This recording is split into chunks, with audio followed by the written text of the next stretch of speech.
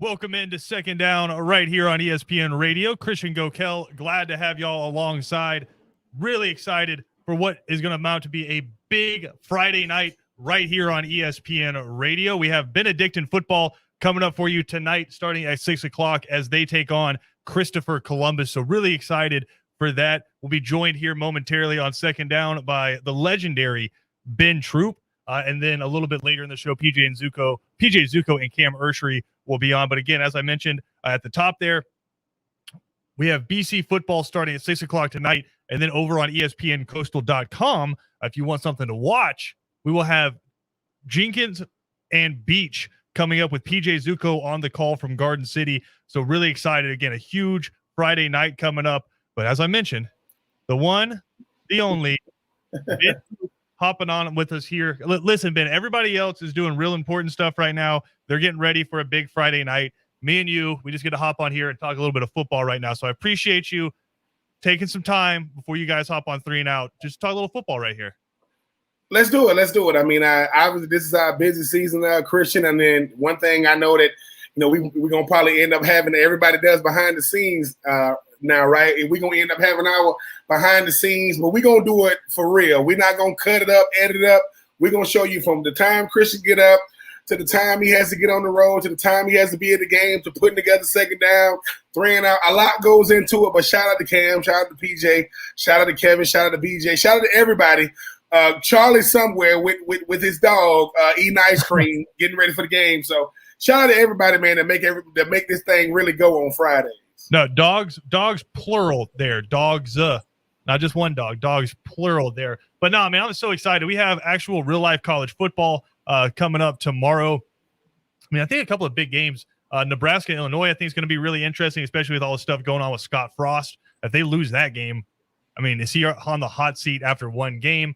You have Hawaii and UCLA coming up. I wanted to start with some NFL talk with you here because we've been doing a ton of college throughout the week, but I've heard you guys talking about this on 3 and Out. I think you have a little bit different opinion on this than I do, and obviously you've been through preseason. Listening to D-Led and listening to some other people, it doesn't sound like Arthur Smith with the Falcons cares too much about getting these starters in for the preseason. Now, I don't know if that's by his own decision, really. I wonder if his hand's kind of been forced with how limited the depth chart is with the Atlanta Falcons. Like, if Matt Ryan goes down with some sort of nagging injury and he misses a couple of weeks for the Falcons, or Calvin Ridley pops a hamstring in a preseason game, I don't know if it's worth it to Arthur Smith to send these guys out there in the preseason. I mean, listen, Arthur Smith, Christian, he's establishing how he's going to do things, right? So, and we got to live with it. We really have nothing to go off of. Now, the only thing that scares me is you got an offensive line that really hasn't been seen together versus starters on the opposing defense. And I get it. Inter-squad scrimmages, I get it. Being able to have that good quality work. But Christian, just like I know, game speed is game speed. There's nothing to be able to quantify what goes on in practice compared to what goes on in the games. But Arthur Smith is either one or two things. Either he can ill afford to have any starter go out, and that's why he's not doing it, or, man, there are things I'd rather work on behind the scenes because I'm already dealing with the criticism of not playing. I don't want to put those guys out there, and that patchwork offensive line doesn't look good. I was about to say, should we be worried then about the Falcons' offensive line based off of that, saying like, listen, I don't want to risk Matt Ryan behind what is right now a very limited offensive line when I don't have to, against some people out there who are trying to prove a point to their coach? Yes, we should be, Christian, we should be very worried because once again, it's the Tim Tebow effect, right? Tim Tebow, they're going to say all the right things in practice, right? But when you put him in the game, all right, now the whole world knows. Now, this isn't even the best competition. Tim Tebow is out there with guys who's probably not going to be on NFL rosters, a week from now when you talk about the cut down. But I think for Arthur Smith, he goes, look, we like a college team. Our starters are so miles and miles ahead of the next guy that I can ill afford to have somebody. Regular season guys get hurt. I get it. But Kyle Pitts, D'Orlando told me and BJ, you know why they didn't show you a whole bunch of cut-ups when they was with Miami? Because they was up there. They was bodying him up. Those safeties were being physical with him. They're not going to let him just run around, free release. What? That dude is a freaking monster if I let him get a free release. So I think Kyle Pitts could have used some reps just to get a sense of just how people are going to be playing him. Because if I'm going up against number 8, dude, I'm not letting you get free releases. And anytime I can put hands on you, in the words of Cameron Jordan, and I'm not an advocate for the Saints or Cameron Jordan, but he says, listen, I got 2 hands that I bring to work, and I bless somebody every day with them. Oh, I doubt very highly that we see Kyle Pitts with his hand in the dirt at all this season. Maybe a couple of plays, maybe, but it's going to be Hayden Hurst with his hand in the dirt, and Kyle Pitts is going to be flexed out either in the slot or out wide. I would be very curious if they decided to put his hand in the dirt. Or backside. They'll put him on the backside, not going to put him at the point of attack. Christian going to put him in a position to thrive. But I will see the guy flexed off of he'll be flexed off with his hands on his thighs right behind Hayden Hurst. Yes, he will be the U tight end. He'll be the move tight end, but he'll be able to because the defensive end has got his hand in the dirt. Let me just go ahead and get a position to be able to block you. I just don't got my hands in the dirt to probably get good position. What is your favorite weird football position name? Because like a lot of people call that tight end like the sniffer, right? And there's just so many. You got the star position, but you got the joker and all that. What's your favorite? I would say this. What's the weirdest one you ever had to learn when you were playing? The trade tight end. So you got 12 personnel. Oh my God, we had triple. They called it triple. So now you got 3 tight ends. Listen. So this is the thing. It's one thing to be that wide. Huh? Was that Jeff Fisher? That was Jeff. No, that was Norm Chow. That was Norm Chow more than Jeff Fisher. But I will say this: the more you can do, because the thing about Kyle Pitts is, no matter what, he can't just be a one-trick pony. Because Christian, like I know those. No, he's gonna be. But what is one trick is really good. Well, I get it, but this is the thing. It's like Lamar Jackson. Lamar Jackson won his first preseason game against the Titans because the Titans were arrogant. I'm gonna spy him with a freaking slot cornerback. Okay, fine. What happened when they played Buffalo? They was like, dude, we're not gonna let you beat us running the football. You can beat us throwing the football. So for Kyle Pitts, it's gonna be, hey man, how can I prove that every time I'm in the game it's not a pass? And how can I not be a liability in the run game? That's it. That's all he got to do. I can't be the 2021 version of Jimmy Graham. Jimmy Graham, as great as he is, and he is great, not one person felt that Jimmy Graham was blocking when he had his hand on the ground. This is going to be a backside play or sometime. But Jimmy Graham is great at it, and I think Jimmy Graham is still in the league, if I'm not mistaken. But you know how it is, Christian. So you're saying Kyle Pitts can't be the guy where when they send him out in a certain formation, everyone in the stadium knows, oh, this is pass. Like, of course, of course. No. Bottom line, with Kyle Pitts, he's got to want to be, a multifaceted tight end. Because make no mistake about it, when you put him out in the passing game, somebody got to deal with that. Somebody gonna have to deal with. Do I put a slot corner on him, which is probably gonna be your best bet? A safety, he ain't fast enough. Linebackers ain't. They just ain't athletic enough. I'm excited to see how they're gonna use him. But Christian, one thing I know about really, really good safeties, they key on certain stuff. They be like, Kyle, if I see you doing certain stuff, here come the pat, here it is. And at the end of the day, like Jalen Ramsey, right? We're like not a safety, but a corner where it makes your job really easy because you put him on one thing that a lot of other teams have to spend 2 or 3 guys on. You can put him on that and then worry about the other 10 guys on your defense. But I want to ask you, say the Eagles call Ben Troop and they're like, listen, it's been a weird offseason. We got this new coach and he maybe gave the worst opening press conference of all time. And our defensive coordinators in the protocol, like he's not actually, but this is just a scenario. Defensive coordinators in the protocol. We want Ben Troop to come up to Philadelphia and game plan the Atlanta Falcons for us on defense. I want to give you the scenario though. They split Calvin Ridley out wide to the left and Kyle Pitts is in the slot. What are you telling the Eagles, or how do you think teams are going to approach that scenario? I know this is crazy. But I would tell Darius Slay to slide in, and I would put the slot corner on the outside because the hardest thing now in football is the number 2. The number 1, if he's not open, I'm going straight to number 2. If I take away your number 2 consistently, that means the number 1 got to get open. Slot corner on Calvin Ridley, and then Darius Slay in slide on Pitts. Well, not the whole game. Not the whole. I'm trying to see what they're trying to do with Kyle Pitts, like because just like I know, Christian, a rookie can only absorb so much, especially first game. I'm not trying to overload him. Slide in Darius, see what they're trying to do with Kyle Pitts, and once I realize it, and I'm gonna do this. This is crazy. This is when football is really football. Blue 42. I take my slot and I take there and I flip them. Hey, right before the snap, I want you to go out on freaking Calvin Ridley, Darius, and the slot. What man confused this? It ain't about Calvin Ridley. He's that dude. I got to confuse this rookie. Matt Ryan. Oh no, exactly. But Matt Ryan ain't running the route. Yeah, Matt Ryan is throwing the rock. So I'm not gonna confuse Matty Ice.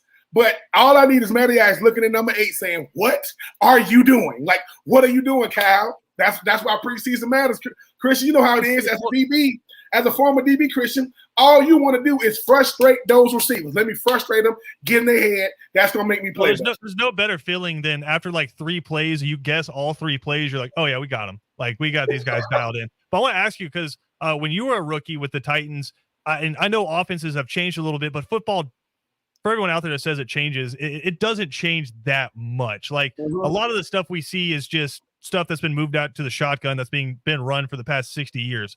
Like some guys like Andy Reid are really innovative, but for the most part, it's just the same stuff dressed up different. And so when you were a rookie, what percentage of your routes would you say had a choice in them? Because I think that's what people miss is maybe it's probably not the quarterback's fault. He might not have been, like when you hear not on the same page as his tight end, that means not that you guys heard 2 different plays. It's you read 2 different things in the defense. And so he ran a route one way and the quarterback thought he was going to go the other way. What percentage of your routes would you say your rookie year were choice routes?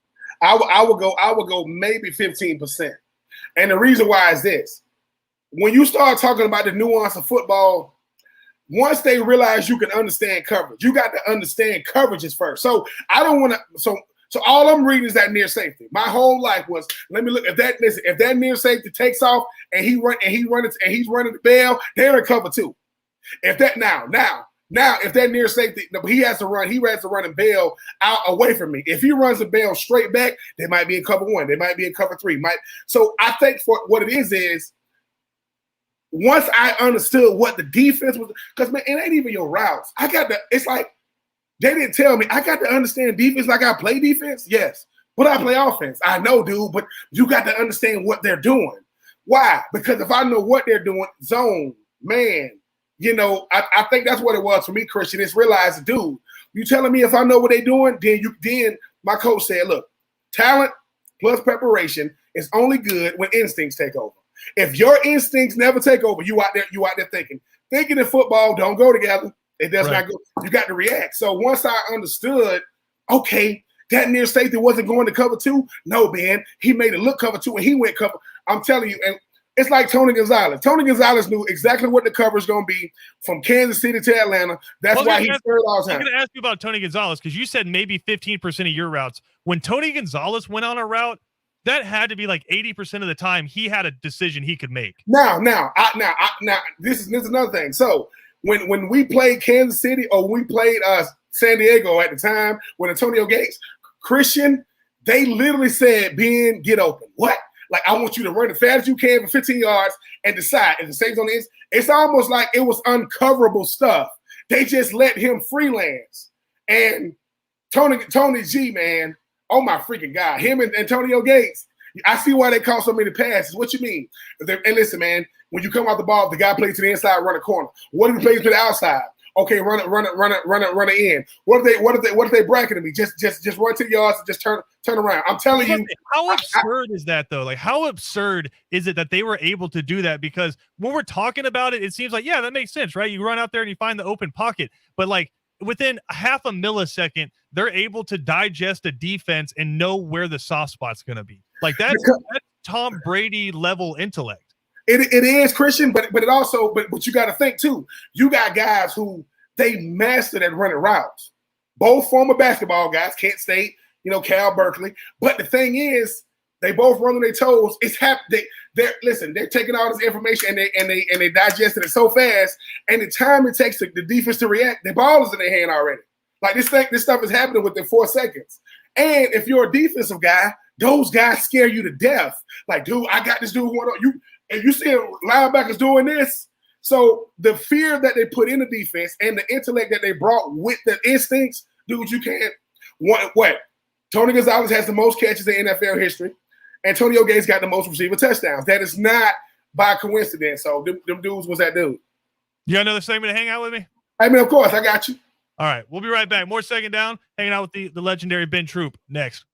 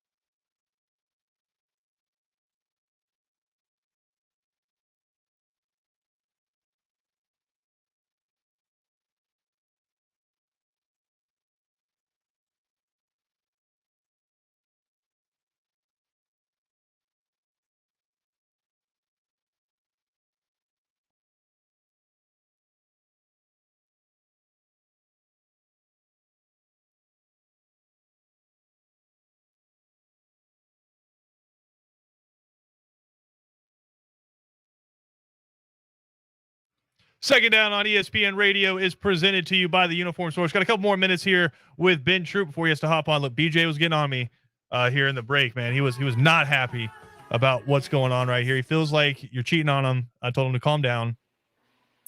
It'll be all right. We got a couple more minutes with Ben Troop. We were talking about a lot about the tight end position there.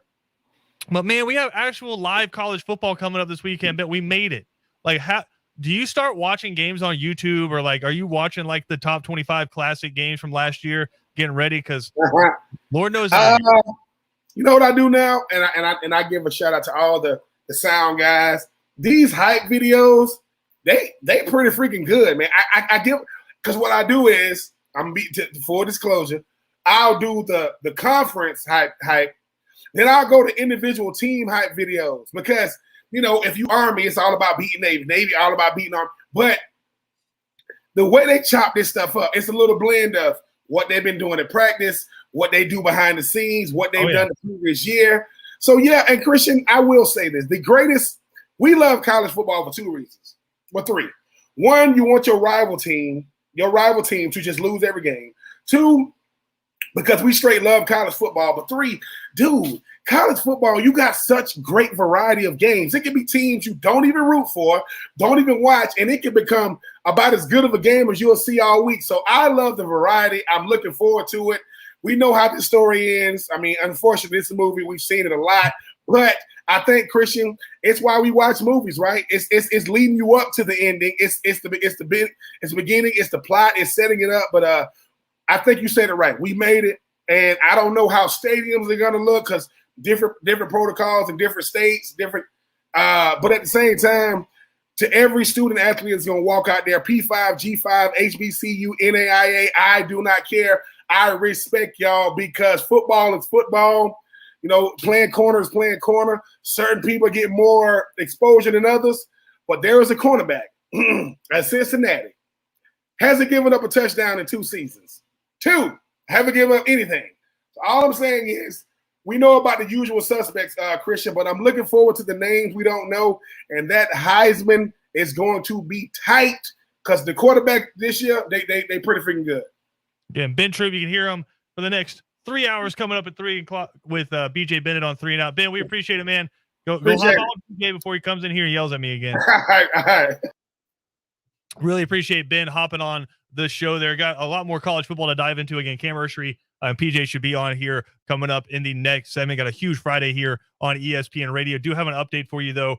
Jenkins and Beach, that game has been postponed. So now we will be coming out with an update here in the next hour or so about where we will be taking ESPN High School Game Day. We will be broadcasting a game tonight for you to watch on ESPNCoastal.com, but now we kind of have to adjust on the fly here a little bit. Listen, that's 2021. We know it's what you're going to have to deal with, so we will be broadcasting a game tonight. We'll be letting you know probably here in the next hour, so just follow along with 3 and Out, or go online and follow us at ESPN Coastal on Twitter or any of our Facebook pages as well. The announcement will be coming shortly. Did want to talk about this before we go to break, though. The Pac-12 announced that they are not looking to expand. Now, if you go check the tape from a couple of days ago on Second Down, I said this was going to be the case. They said they'd have an announcement about expansion coming up. They announced that they are not looking to expand, which I think really goes with the narrative of the quote-unquote alliance between the Pac-12, Big Ten, and the ACC. I really feel like those 3 conferences have gotten together to try to just hit the brakes on the ever-changing landscape of college athletics. And I don't think they're against progress. I think they have the opinion that a lot of people have, that the SEC is taking college athletics to a dangerous place. And I say dangerous, I mean something that could end up leading to the end of college athletics. This is, and again, the ACC, Big Ten, Pac-12, and a lot of people share that opinion. And so they're trying to hit the brakes a little bit on what the SEC is trying to do, or what, I'll say this, because I don't want to speak for the SEC, what people assume the SEC is trying to do, what from the outside looking in, it seems like the SEC is trying to do. So the Pac-12 announces they are not looking to expand, but also today, the Big 12 announces that they are looking to expand. Now, we've seen reports on ESPN.com that they've already been in contact with UCF, and that UCF has been very receptive to the Big 12. And I think that makes a lot of sense. Like, the AAC is very cool. And even if But even if Texas and Oklahoma leave the Big 12, there is still name equity with the Big 12. There's still going to be bigger TV deal opportunities. And I think there's some other names you really need to watch out for when it comes to the expansion of the Big 12, because they're going to add 4, maybe 6 teams. Can pretty much guarantee 4, but they might go as high as 6 to get to 14 because they're sitting at 8 right now.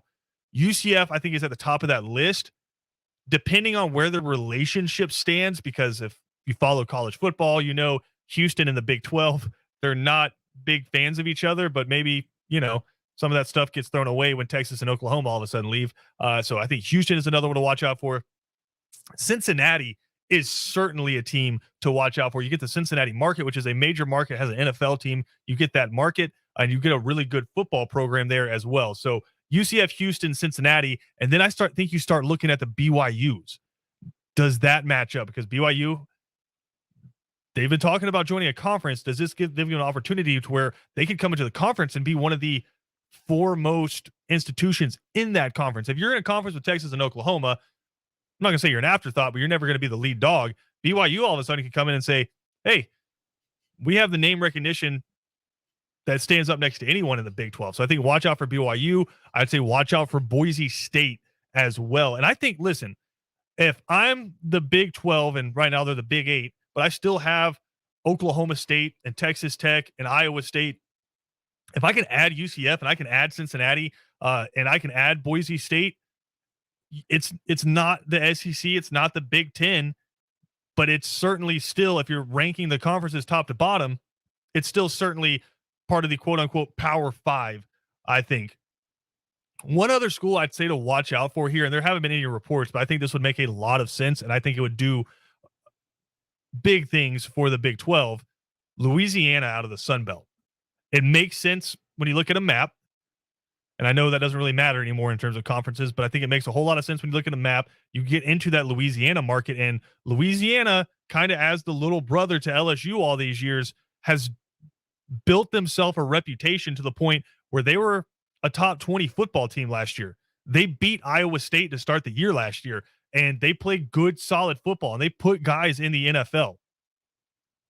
I say watch out for Louisiana as a potential team to join the Big 12 as well. And I don't think that would be something to shake your head at. I think that would be a really big addition there. So just the ever-changing landscape of college football. The Alliance is trying to hit the brakes on how fast this is changing.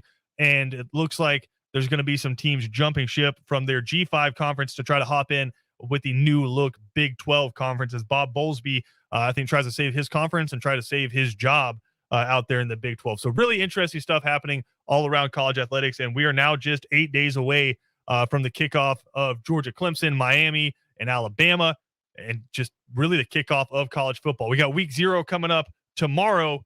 We'll do some picks with those games coming up here in a little bit. Some pretty big spreads there. It's week 0, not always the best slate, but then we have basically a week of college football coming up starting on Wednesday. So really excited for these next few days. Got more to come here on Second Down. PJ Zuko and Cam Ursery should be with us when we return right after this.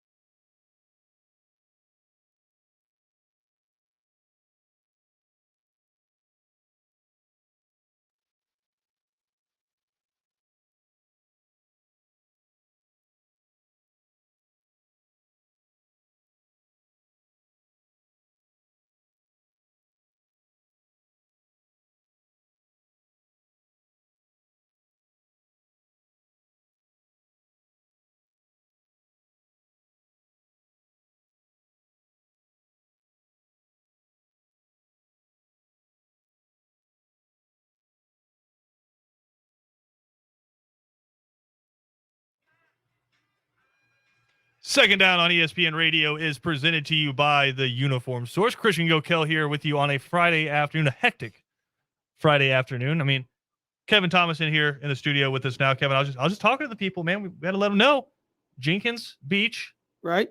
Postponed, right? So we are now on the fly trying to figure out which game we want to do. Yeah, with our high school game of the week there on our YouTube channel and ESPNCoastal.com. So we'll have that for you shortly. Apparently, so just a day of TBD. cancellation. Yes, TBD. Yeah, Not day of, like what? Hours before. Yeah, yes. 4 hours before we were supposed to set up. So yeah, we'll get it figured out.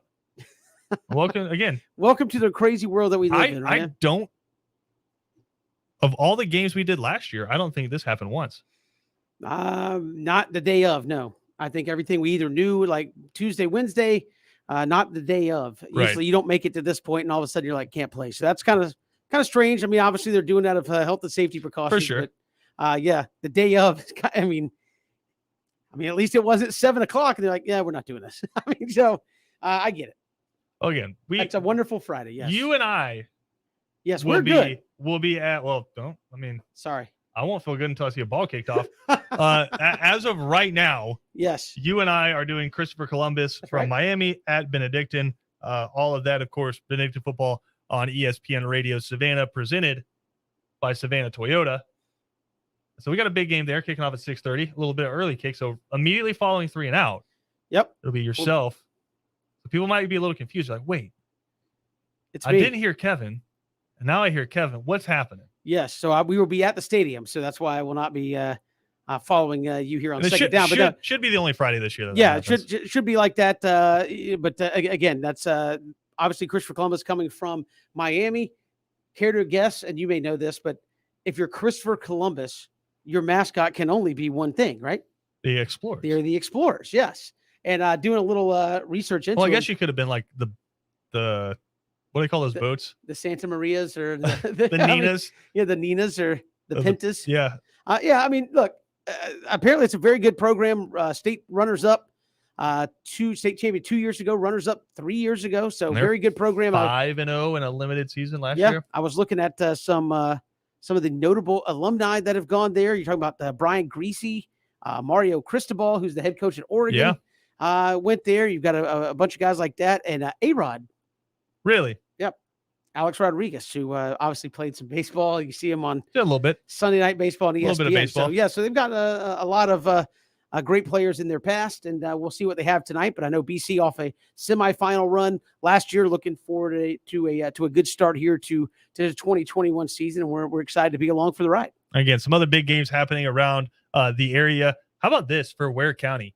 And I'm not going to name names because I don't want to sound salty, but there's a school in the state south of Georgia that was supposed to play Ware County 2 years in a row now. I think Ware County was supposed to go there last year, and they were supposed to come here this year. They've now canceled twice on Ware County, and so Ware County goes out this past week, and who do they land? Eagles Landing Christian, one of the best football teams, regardless of classification, in the state. Go get them. I mean, I think if Savannah Christian fans will probably remember how good Eagles Landing is from a couple years ago.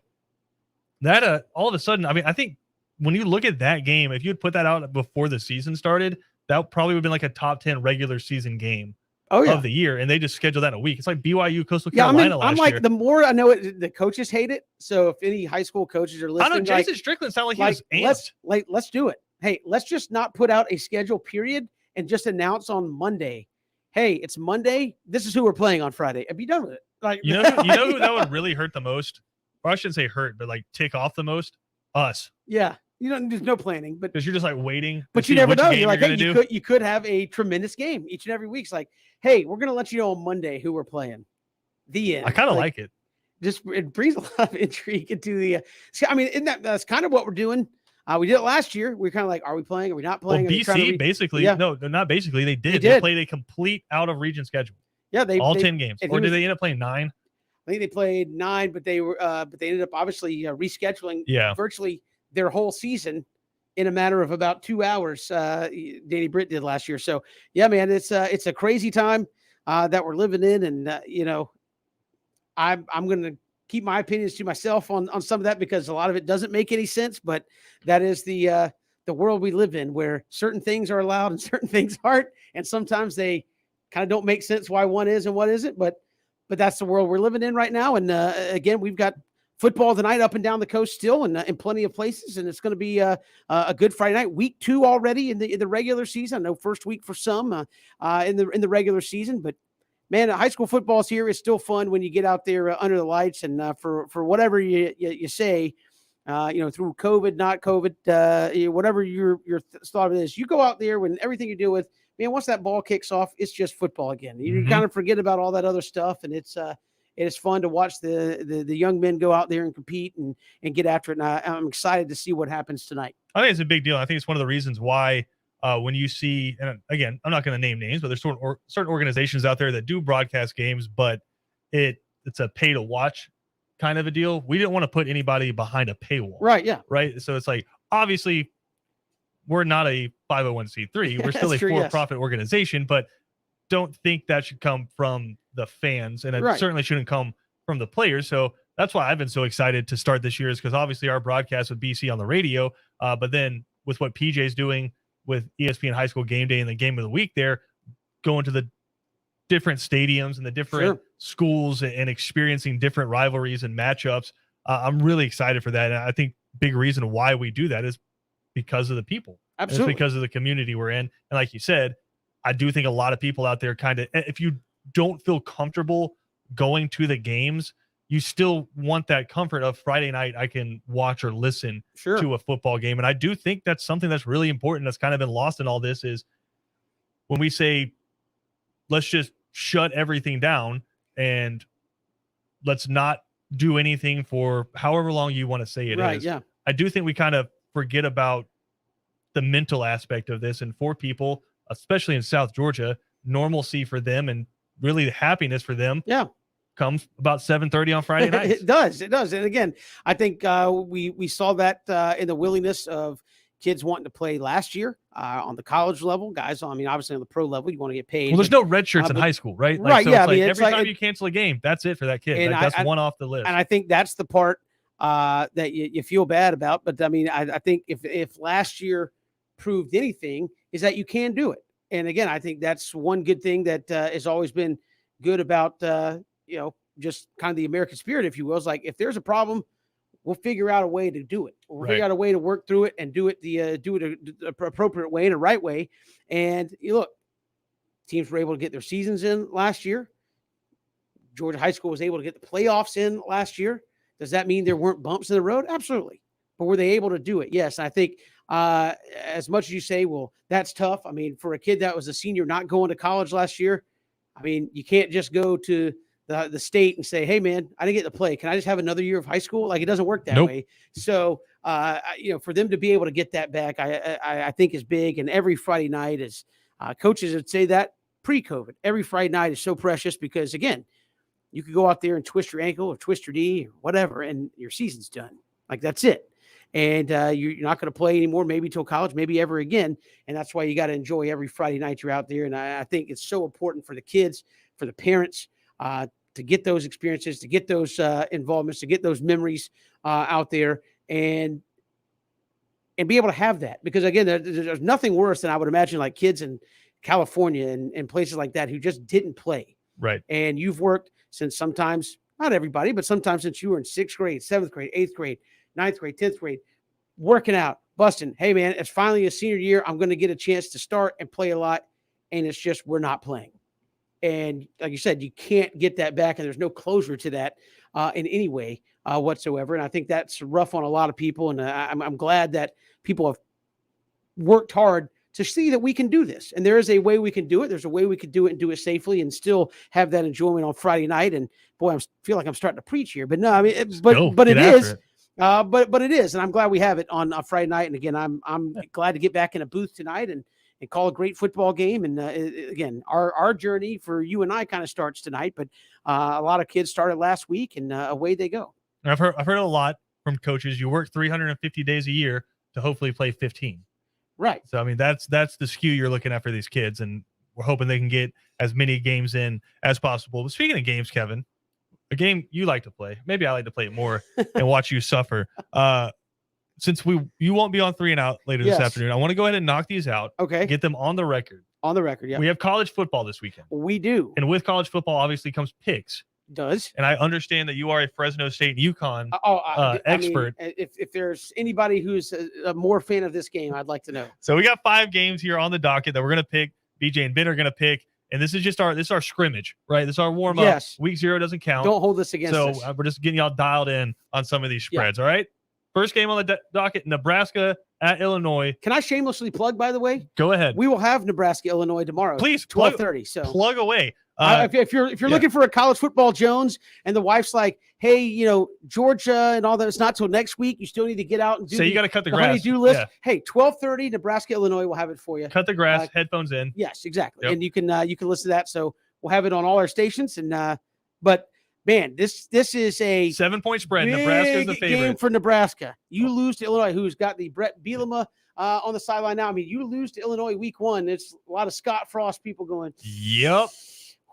Well, that seat's mighty warm. And it's at Illinois. I'm going to say Illinois covers, but they don't win. All right, Kevin, go with I Illinois in that cover, one. But they don't win. How about old UConn? And we were talking about Jonathan the Husky yesterday. UConn at Fresno State. Fresno State, 27.5-point favorites. Yeah, I think we figured out why UConn stinks at football. Your mascot's name's Jonathan. No, whoa. Do better. Leave Jonathan out of this. Would you name your dog Jonathan? I think it's great that they did. Would you name your dog Jonathan? And am I wrong? I said this on the show yesterday. There's a test you must do before you name your dog, right? You must say the name out loud as though the dog is running down the street and you're trying to get it to come back. If it sounds, if it sounds lame, don't name your dog that. So if you're like, Jonathan, get back up. Nope, can't do it. All right. Like some people like Rex. People name their dog Rex. Get back. So, John, but no. Sasha. I mean, wasn't UConn like this close to just quitting football? Yes. They talked about that. Fresno State laying the 27.5. I'm feeling Randy on a Friday. All right. This is the one I'm most excited about. Hawaii at UCLA. Or UCLA is a 17.5-point favorite. And again, over the Rainbow Warriors. Calvin Turner is beast. Former New Hampstead quarterback, now at Hawaii. I think he's a Jim Thorpe Award watch list finalist here to start the season. I think Hawaii's going to cover this. I think people are looking at UCLA as like, dude, you think UCLA's looking ahead to LSU? It's the Pac-12. It is the Pac-12. We're not expanding Pac-12. No, they're not aligned. They're just not expanding. The alliance. We're not looking to expand, which means they probably already got 2 in their pocket. All right. No, I think Hawaii covers this. Now, I'll be totally wrong, but I think Hawaii covers this. I'm going purely on the Calvin Turner, makes a few plays they're not expecting. Hawaii covers the 17.5. All right. UTEP, 10-point favorites at New Mexico State. I mean, the University of Texas, El Paso. Is that what it is? Yeah. Okay. If there's anybody that's more on this game. Because UTSA is University of Texas San Antonio. Yes. If there's anybody who's more into this game than me. Why is it not UTA? University of Texas at Austin. They should be UTA. I don't know. I'm into New Mexico State UTEP. I'm so into it. I couldn't name you one player. But no, New Mexico State was really bad when they were in the Sun Belt. I will take UTEP laying the 10. They've been a pretty decent little program there in Texas, El Paso. Love that. That's my breakdown. That's my breakdown for the game. Then FCS, Southern Utah. Listen, it's week 0. We're digging deep. It's college football. I told Cam yesterday the only people watching these games are alums and degenerates. Yes, degenerates are all over this. Southern Utah at San Jose. But the question is, are they on the first half over under? Yeah, that's when you really. No, this is Southern Utah at San Jose State is that late night chasing. Because Hawaii's playing at 3:30, so you can't late night chase with Hawaii. No, look, if you are on, are you laying the 24 points for San Jose State? Probably, but if you are on Southern Utah, San Jose State, like I can picture you right now. You got a heater in one hand, you got a Red Bull in the other hand. You got a heater in one hand, but you're not on a heater, is what you're saying? Yes, you're like you got a heater in one hand, you got a Red Bull, maybe mixed into a little something in the other hand, and you are saying, "Come on, got to finish the day strong." Got to get back to even. And you got the red lines in your eyeballs. Got to get back to even before college football really kicks off next Wednesday. Can't start the real season in the hole. But no, I'm going to go San Jose State. I believe they were a bowl team from 2 years ago. I'm going to lay the 24 and take them over Southern Utah. There you go. What is in Southern Utah, by the way? Like mountains and dirt? I was going to say beautiful landscapes. Is it? Yeah, it's pretty out there. In Southern Utah? Beautiful. Or is it more in the northern part, like where the Great Salt Lake is? Utah's pretty much just a pretty state, like in general. Sure about that? Yeah. like in the southern part. Maybe I'm getting confused, like where it bangs up against Nevada, and it's like I love all a lot that. of tumbleweeds. I'm all about some Colorado and Now, Utah see, landscapes. I love Nevada. Some ranches. Colorado is nice. I don't know about Utah, in the southern part of Utah. You know what the only difference between those places are? Just lines on a map. South. Lines on a map. And we gotta go to break before Kevin is just mean to Southern Utah some more. If you're with the Chamber of Commerce for Southern